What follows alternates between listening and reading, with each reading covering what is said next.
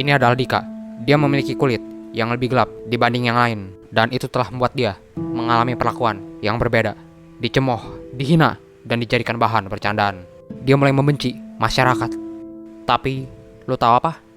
Itu semua salah dia. Yang gue bilang barusan mungkin bakal bikin lu kaget ya, tapi gue 100% serius pas gue bilang itu. Gue yakin lu semua punya perbedaan masing-masing yang bikin lu gak bangga.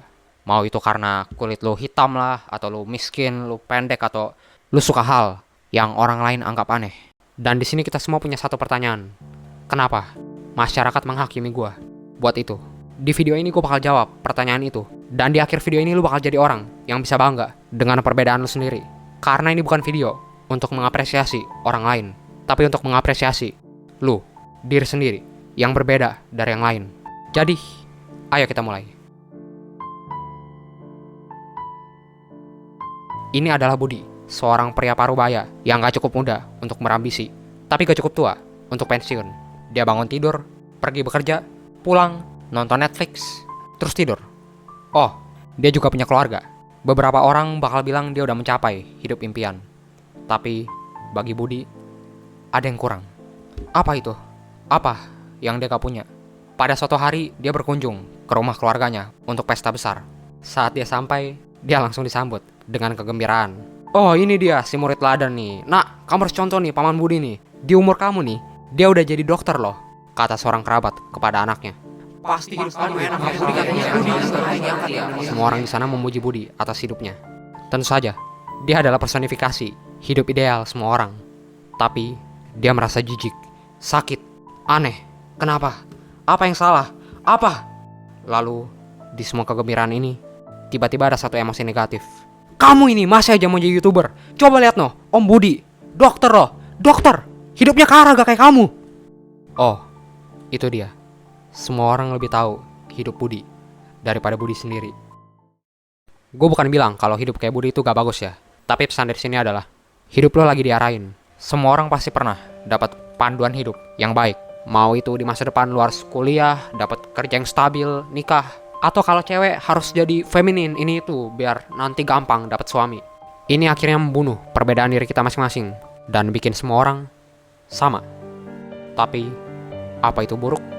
Gua yakin ada beberapa dari kalian ya yang lagi kesel sama gua sekarang. Soalnya hidup yang gue bilang sama dan monoton ini, mungkin itu hidup yang lebih baik ya daripada hidup lu sekarang.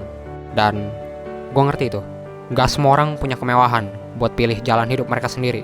Bisa jadi lu dilahirkan di keluarga yang kurang mampu, atau malah keluarga itu yang malah menghambat dengan menolak jalan hidup lu. Jadi, apakah satu-satunya pilihan kita itu buat terima aja nasib ini? Hidup sebagai cangkang kosong aja, yang gunanya cuma buat nyenengin orang lain. Enggak, itu salah. Lu gak bisa pilih gimana lu lahir, tapi lu bisa pilih gimana lu mau hidup. Yang baru gue tunjukin tadi, kisah dari Budi itu adalah konsekuensi dari mengikuti jalan hidup yang diberi orang lain.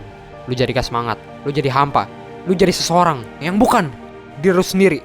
Apakah bener-bener worth it semua kerja keras itu cuman buat kehilangan diri lu sendiri di akhirnya? Enggak kan? Jadi sekarang lu punya dua pilihan.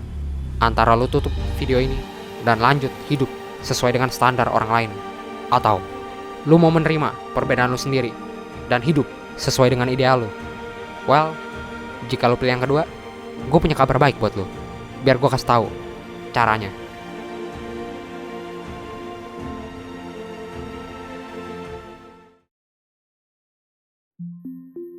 Di kedalaman 1000 meter di bawah laut, hidup sebuah jenis ikan predator bernama long-nosed lancet fish.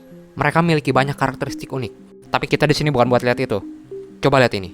Ini adalah organ reproduktif mereka. Yang panjang itu ovarinya, dan yang putih di belakang tuh, itu testikelnya. Aneh kan? Gimana ceritanya coba? Mereka bisa punya dua organ reproduktif dalam satu tubuh. Mereka ini cowok atau cewek? Well, fenomena ini disebut simultaneous hermaphroditism. Ini gak aneh di laut dalam, dimana jarang ada kesempatan buat ketemu lawan jenis. Jadi biar gak sia-siain kesempatan itu, mereka bisa fleksibel meski bertemu sesama gender sekalipun. Ini bukan gue lagi bilang sesuatu ya buat support LGBT atau genderless gitu. Tapi maksud gue di sini adalah kita selalu nganggap cara hidup manusia itu normal. Dan pas ketemu hal yang di luar pemahaman yang kita anggap normal, kita langsung ngejudge itu. Tapi dengan memperluas sudut pandang kita bisa ngelihat ada cara yang jauh lebih menarik dan bebas buat hidup di dunia ini. Kadang ada orang yang bilang kalau hewan itu bodoh ya. Tapi mungkin karena mereka itu bodoh, mereka jadi jauh lebih bebas daripada manusia. Mereka nggak punya itu konsep apa yang normal dan apa yang enggak. Dan karena itu mereka bisa bertahan sampai sekarang. Coba lo bayangin deh, kalau long nose lancefish ogah-ogahan gitu, reproduksi sama jenis, karena itu gak normal. Mereka akhirnya malah bakal punah, karena gak bisa ketemu lawan jenis. Hewan yang kita anggap bodoh ini, bisa bertahan hidup di lingkungan yang keras dan tanpa harapan ini. Sedangkan beberapa manusia di dunia ini masih aja hidup menderita, karena konsep normal yang mereka sendiri buat.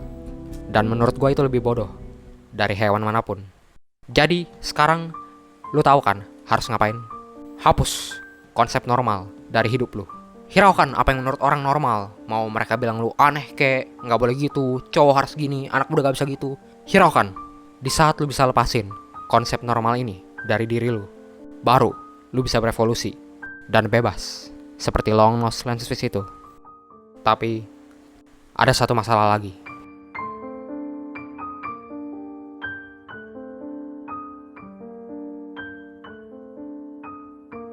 Hidup sesuai dengan ideal sendiri dan melawan konsep normal kadang bisa berakibat fatal. Ada lebih banyak cerita anak yang dibully karena beda dibanding jumlah sekolah di dunia ini. Gue tahu kadang bukan lo yang gak mau ya nerima perbedaan sendiri, tapi karena lo gak bisa.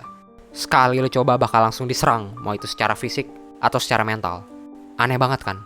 Kenapa sih mereka lakuin ini? Well, kalau lo tanya gue kenapa ya, simpel aja. Itu karena yang normal dianggap benar dan yang gak normal dianggap salah. Udah, itu doang. Simple kan? Untuk membenci sesuatu lo harus gak setuju sama itu. Mereka ngejudge lo karena lo dianggap salah. Udah, itu doang.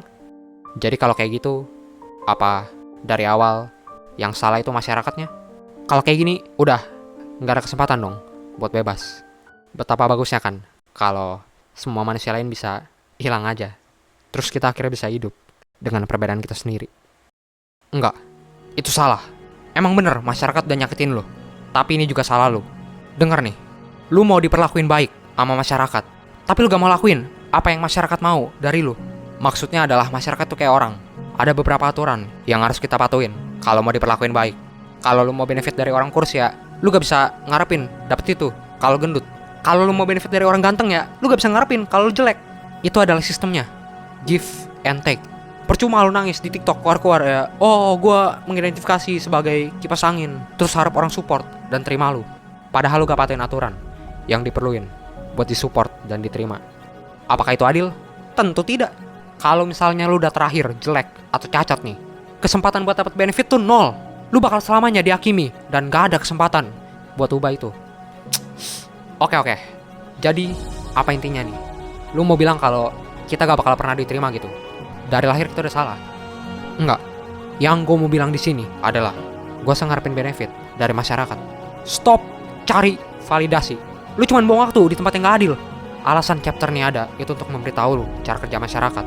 Dan gue mau lu tahu kalau benefit dari masyarakat ini itu gak sebagus itu. Coba lihat lagi tuh benefit orang kurus dan orang ganteng tadi. Benefitnya cuman kata-kata doang kan, pujian gitu. Tapi benefit dari hidup sesuai perbedaan lu sendiri itu jauh lebih menguntungkan dan membahagiakan dibanding benefit hidup untuk masyarakat. Lu jadi gak overthinking, lu jadi percaya diri, lu jadi gak insecure, lu jadi bebas. Itu adalah hidup yang jauh lebih membahagiakan dibanding hidup untuk cari validasi dari masyarakat. Gue tahu kadang ada kasus ekstrim di mana lu dibully atau disakiti karena perbedaan lu, atau kadang ada kasus di mana lu harus mentingin pandangan masyarakat. Gak apa-apa, bohong aja, pura-pura jadi orang lain, kesampingin perbedaan lu buat bertahan hidup. Tapi ingat, di diri lu yang terdalam, prioritas lu tetap perbedaan lu sendiri. Dan akhirnya di masa depan nanti, kehidupan ideal yang lu mimpin udah menanti lu. Itu saja untuk kali ini dari gue. Seperti biasa, ngapain lu masih di sini, woy? Pergi sono, hus.